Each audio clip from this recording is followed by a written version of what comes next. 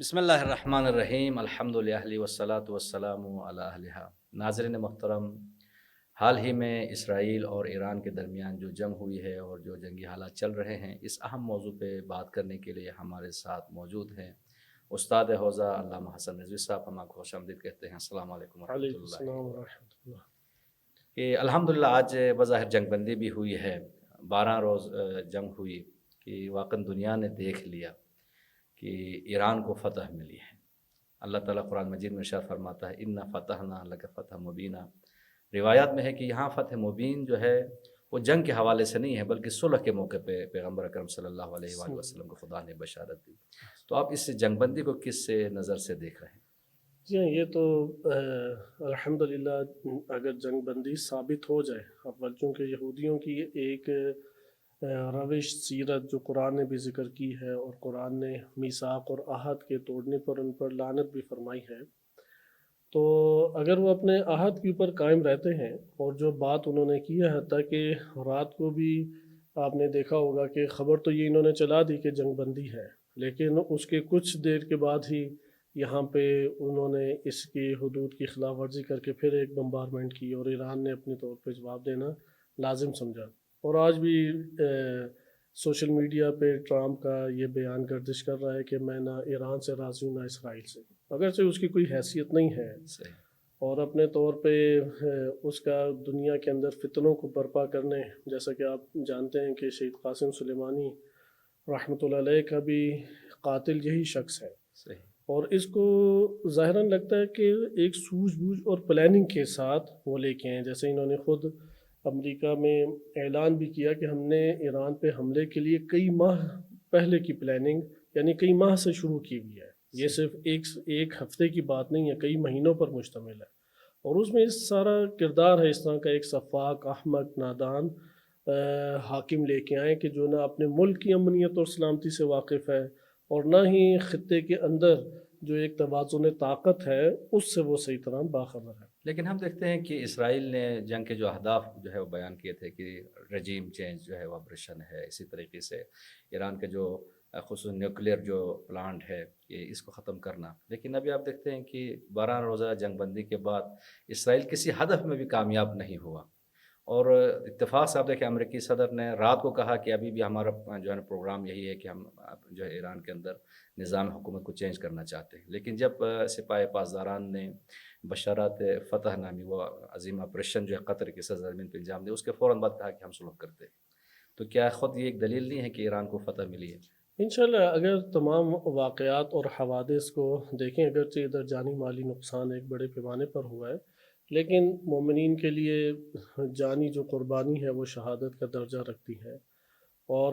جو مالی نقصان ہے وہ اللہ سبحانہ و تعالیٰ اپنے فضل سے حتماً پورا کرنے والا ہے، چونکہ اصل فتح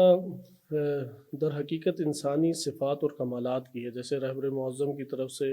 مسلسل اس آیت کو بیان بھی کیا گیا، اور آپ دیکھ رہے تھے کہ ان 12-13 دنوں میں یہ گردش کرتی رہی آیت کہ وَلَا تَهِنُوا وَلَا تَحْزَنُوا وَأَنْتُمُ الْأَعْلَوْنَ إِن كُنتُم مُؤْمِنِينَ۔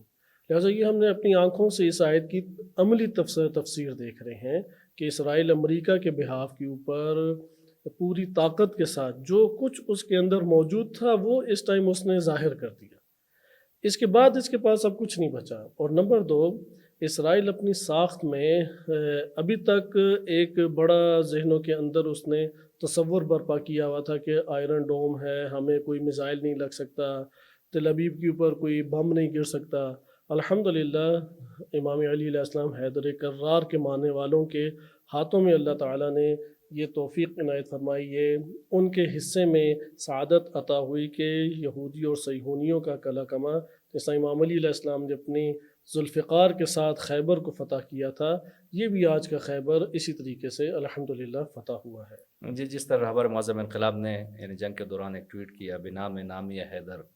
نبرد آغاز میں گردد علی باز الفقار خود بخیبر باز میں گردد، تو آپ دیکھیں اس جنگ سے پہلے عام طور پر ایک تاثر یہ بھی جو ہے دیا جاتا تھا کہ ایران اور اسرائیل آپس میں ملے ہوئے یہ گٹھ جوڑ ہے، تو اس آپریشن سے یعنی اس جنگ سے اس نظریے کو کتنا نقصان پہنچا؟ جی ہاں، یہ تو ہم ایک بڑے افسوسناک طور پہ پاکستانی میڈیا میں چیزیں دیکھا کرتے تھے، یعنی سوشل میڈیا کی بات کی جا رہی ہے کہ بعض انتہائی متعصب ترین اہل سنت یا اہل حدیث مولانا حضرات جو اپنی عوام میں زہر کھول رہے ہیں اور ان کو یعنی غلط فہمی کا شکار انہوں نے کیا ہوا ہے کہ ایران جو ہے وہ اندر سے امریکہ اسرائیل سے ملا ہوا ہے۔ یقیناً جھوٹ ہے، جیسا کہ خود سربراہان حماس ہیں یا اسی طرح سے وہاں پہ دیگر جماعتیں جو جہاد اسلامی یا اسرائیل قدس کے نام سے موجود ہیں، یا وہ دنیا نے دیکھا کہ جو امریکہ اور اسرائیل کے خلاف مقاومت کے ساتھ کھڑا ہوتا ہے وہ فقط اور فقط یہ نظام حکومت یا جسے آپ نظام ولایت فقیہ کہتے ہیں یہ مبارز کے طور پہ کھڑا ہوتا ہے، لیکن ان کو یقین نہیں آتا تھا۔ اور جب آج کہ پورے عرب دنیا میں سکوت چھایا ہوا ہے، ترکی عالم اسلام کی دوسری یا تیسری بڑی فوجی طاقت بنتی ہے اور قریب ترین ملک ہے اسرائیل کے، لیکن بالکل اس کے سامنے تسلیم ہے۔ مصر میں بہت بڑی فوج بیٹھی ہوئی ہے اور اسلحے سے لیس فوج ہے، جدید اسلحے سے لیس، لیکن اس سے ایک گولی بھی یا ایک بیان بھی اسرائیل کے خلاف صحیح طرح جاری نہیں ہوتا۔ اسی طریقے سے آپ پاکستان دیکھ لیں کہ پاکستان میں اگرچہ وہ مخالف ہیں اسرائیل کے شدید، چونکہ انڈیا کے بعد پاکستان کا سب سے بڑا دشمن وہ اسرائیل بنتا ہے، جس نے کئی بارہا دفعہ دھمکی دے چکا ہے کہ ہم پاکستان کو نابود کریں گے، اور اس لیے ہمارے ہاں عوام ہیں، حکمران ہیں، ہمارے دفاعی ادارے ہیں، وہ رسمی طور پہ اسرائیل کو اپنا دشمن سمجھتے ہیں، لیکن اس کے باوجود دشمنی کے وہ طور طریقے سامنے نہیں آ سکے کہ جو ان حالات میں تقاضا حالات کر رہے تھے کہ آپ اپنی دشمنی کو ظاہر کریں۔ فقط ایران ہے کہ جس کے اندر یہ ہمت، طاقت اور مقاومت تھی، اور یہ در حقیقت ایمان اور مکتب کی طاقت ہے۔ در حقیقت مکتب کی یہ جنگ لڑ رہے ہیں، یہ ایک سرحد کی فقط جنگ نہیں لڑ رہے۔ یعنی ان مولویوں کو اس زمانے میں اگر چونکہ آنکھوں کے سامنے کچھ اور نظر نہیں آ رہا، جب علامہ اقبال نے 100 سال پہلے کہا تھا تہران ہوگر عالم مشرق کے جنے ہوا، شاید کور عرض کی تقدیر بدل جائے۔ جی ہاں، یہ تو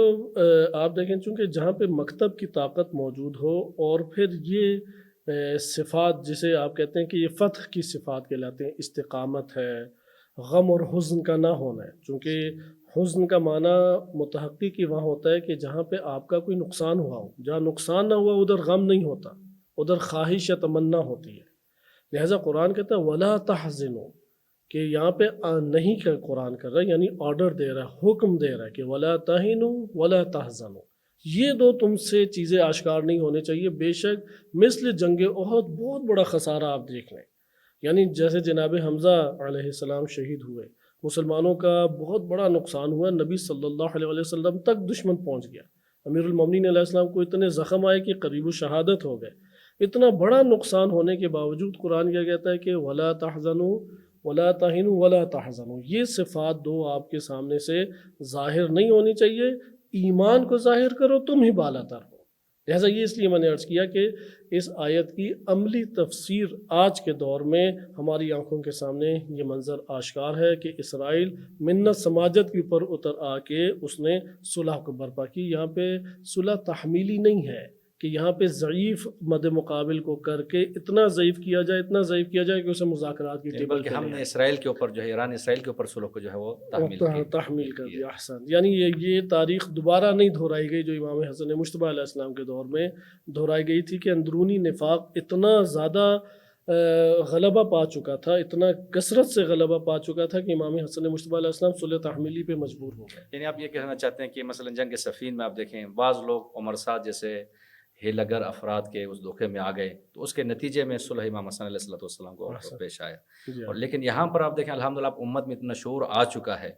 کہ اب الحمدللہ امت جو ہے وہ بیدار ہے کہ رہبر معظم انقلاب کی ہر آواز پہ لبیک کہنے کے لیے تیار ہے۔ ہم اسے انکار نہیں کرتے کہ ایران کے اندر بھی ایسے عناصر دشمن کے موجود ہیں یا ایسے مفاسد موجود ہیں کہ جس نے ایک بڑے پیمانے پہ دشمن کے لیے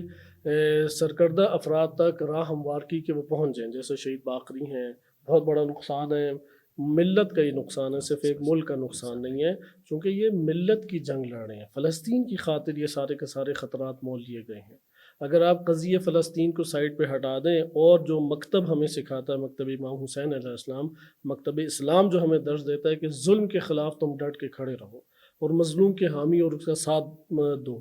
یہاں پر جو اس مکتب کی تعلیمات ہیں اس نے در حقیقت امریکہ سے دشمنی کو جنم دیا ہے، اسرائیل سے دشمنی کو جنم دیا ہے۔ لہٰذا یہاں پہ البتہ ہم ظاہری طور پہ جو ہمارے سامنے شواہد موجود ہیں، بھرپور وثوق سے یہ بات کہہ سکتے ہیں کہ اس قدر بڑے پیمانے پہ نفاق کے سرغنہ اور ان کے اڈے موجود نہیں ہیں کہ یہاں پہ اہل ایمان شکست کھا جائے، بلکہ مبارزہ اندرونی بھی شامل ہے، جیسا کہ سورہ توبہ میں آپ جانتے ہیں کہ نبی صلی اللہ علیہ وسلم کے آخری دور کی یہ سورہ ہے، اور سورہ میں واضح طور پہ قرآن کریم نے کہا کہ مدینے کے اندر بھی منافق ہیں، باہر بھی منافق ہیں۔ لہٰذا نبی صلی اللہ علیہ وسلم اپنی رحلت و شہادت کے اختتام تک، شہادت تک، تا شہادت اندرونی جنگ بھی لڑتے رہے اور بیرونی جنگ بھی لڑتے رہے، اور یہ جنگ جاری رہے گی۔ جنگ کے نتیجے میں ایران کو اب یہ فرصت ملی ہے کہ جو اندرون جو منافقین ہیں، جو وطن فروش ہیں، اب وہ ان کے صحیح جیسا آپ کہہ لیں کلاس لینے کے لیے موقع ملا۔ ہاں، یہ ہم واضح طور پہ جنگ کی برکات تو کثیر ہے، حتیٰ کہ اگر ظاہری جو ہم حساب کتاب لگاتے ہیں، چونکہ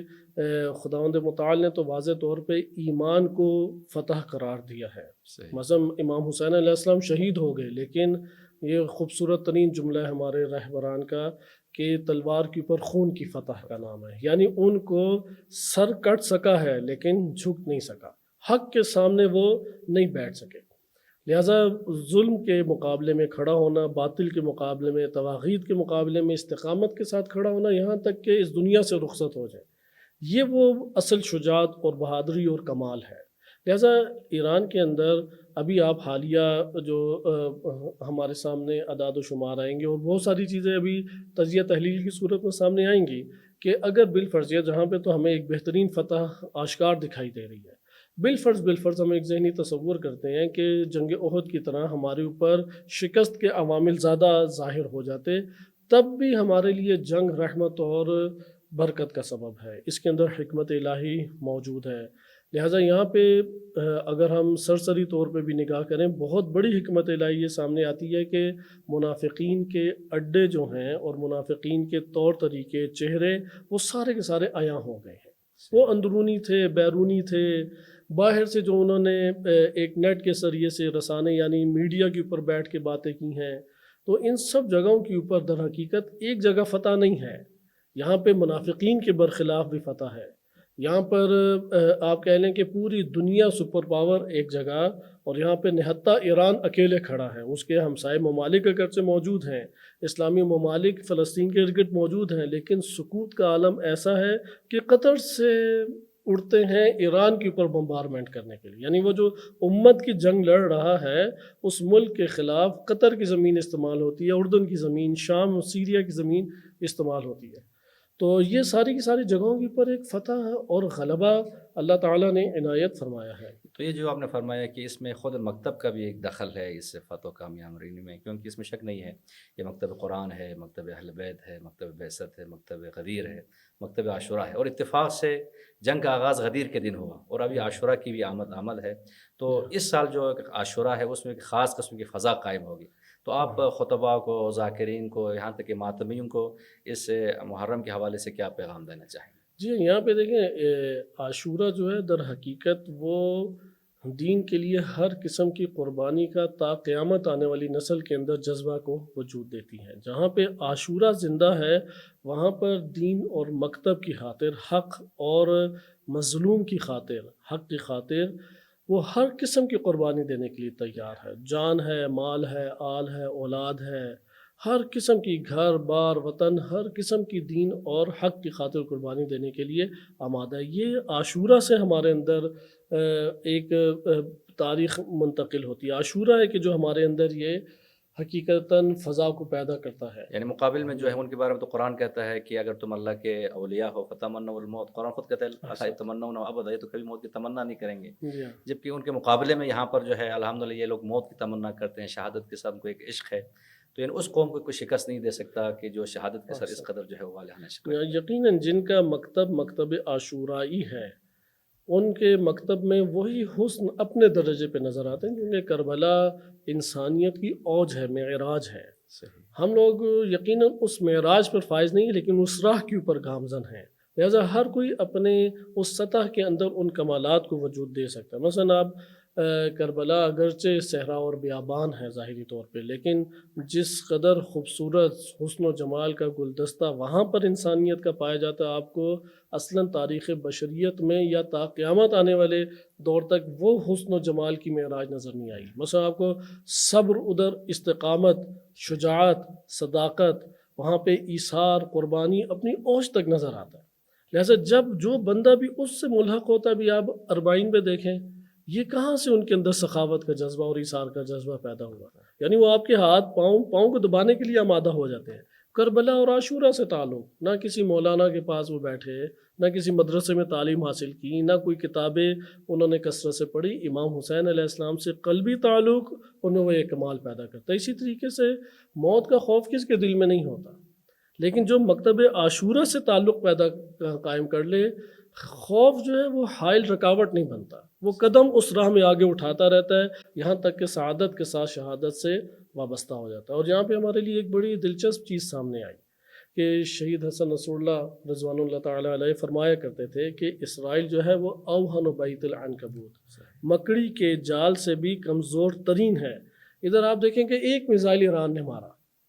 کوئی اور میزائل ساتھ نہیں چلا، اور وہ میزائل جا کے بالکل اپنی جگہ کے اوپر ہٹ ہوا، اور کسی قسم کے وہاں پہ اس کو ان کا آئرن ڈوم نہیں روک سکا۔ یعنی ایک تنہا میزائل کا اسرائیل کے اندر جا کے لگنا، یہ وہی مثال ہے کہ ایک فرد نکلا ہے اور جا کے ایک مشن پورا کر کے آیا ہے۔ تو یہ اس کے ضعف کی واضح طور پہ ہمارے سامنے جو اب ضعیف ترین ایک ملک اور ریاست وہ بن گئی ہے، چونکہ ناجائز ریاست وہ پہلے ہی اندرونی طور پہ ضعیف ہوتی ہے۔ لہٰذا شہید حسن نصر اللہ رضوان اللہ تعالیٰ علیہ کا یہ جملہ بھی ہمارے سامنے آج آشکار ہو گیا۔ تو اس طرح سے یہ حقائق آشکار ہونے کی وجہ سے ایک یقین کی جو کیفیت